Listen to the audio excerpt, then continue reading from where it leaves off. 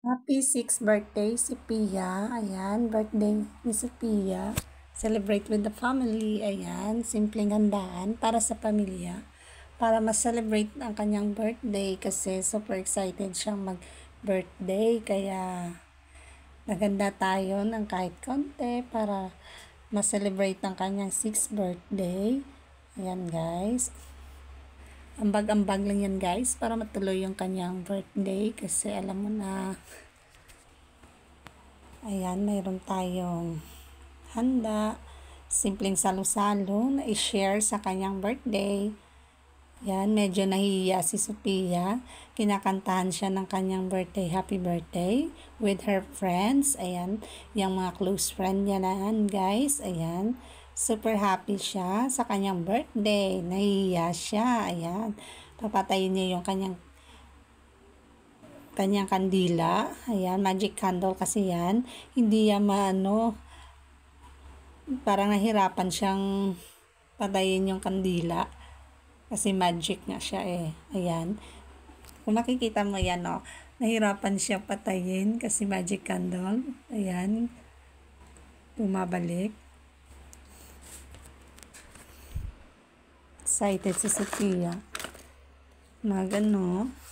Sa kanyang birthday, yan, medyo nahirapan siya, Parang pati yung kanyang laway lilipad na sa kakapatay ng kandila. Ayan, tuloy pa din yung pag-ilaw niyan. Kaya magic candle talaga. Ayan, nahirapan si Sophia.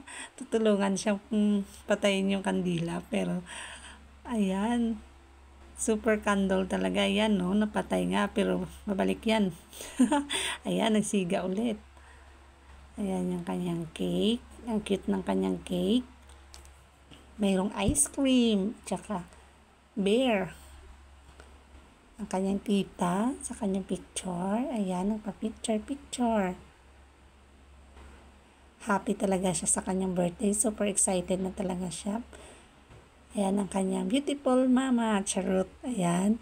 Ayan yung aming simpleng handa na pagsalusaluhan. Konti lang yan guys. Pero, ayan. May tayong siomai, spaghetti, puto.